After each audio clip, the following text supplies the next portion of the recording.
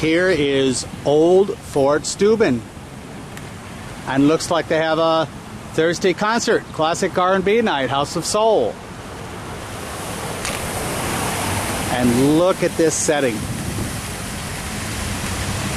Fort Steuben Park closes at dusk.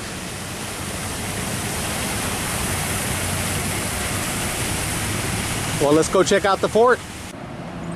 Well, here's where the concert's going to be held at. They got their own amphitheater.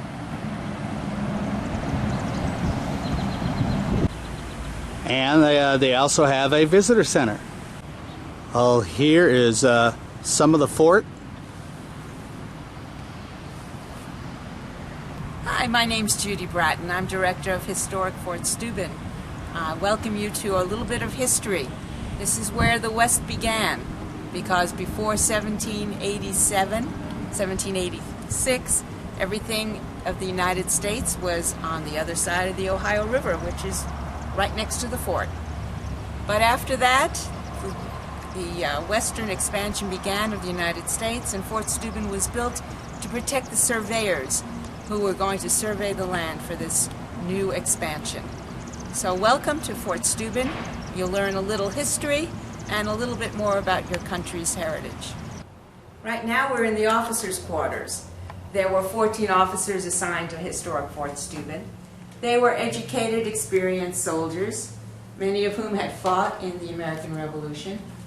They were also had their own independent wealth, so they could purchase their own uniforms as well as their own food, whereas the enlisted men had to settle for whatever the government was able to give them.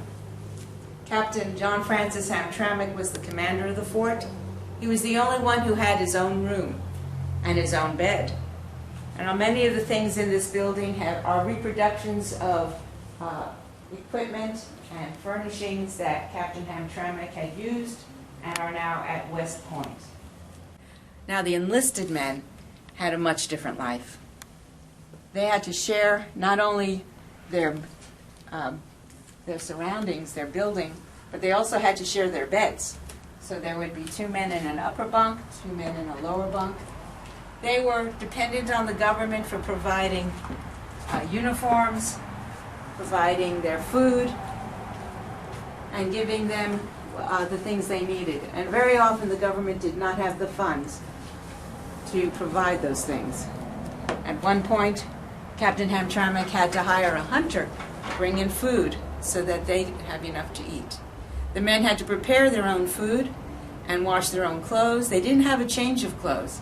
So think what it must be like to have lived in a room with 13 other men who didn't have hot running water, no showers, no change of clothes, and the smoke from the fireplace. It was a very different life. Now we're in the hospital. The hospital was the place to bring the injured or ill soldiers. This is where the medicines were stored and treatments were provided. Remember, this is before people understood germs, viruses, spread of disease. Life in the wilderness was hard, and the medical treatments were also hard. Amputation was very common at the time if there was a severe injury of a limb. So many of the tools here were used for amputation. No anesthesia. We had very strong wine or sherry or port, something sweet and strong for the soldier or the injured man to take to cut the pain. There was some laudanum and opiates, but they weren't always available. The doctor here was Dr. Elliott. He was an experienced surgeon from New York, served in the American Revolution, and he left a list of all the medications and tools he wanted here. The soldiers either were pretty hardy and didn't have many injuries, or else they were afraid to come in here. There was only one man reported off sick in the time that they were based at Fort Steuben. The fort is also the visitor center for Steubenville, so we have many souvenirs of the area, as well as historic books, prints, postcards, old-fashioned games. It's a great place to get information to send back home and to take back home. So if you'd like to find more information about historic Fort Steuben, check out our website, www.oldfortsteuben.com.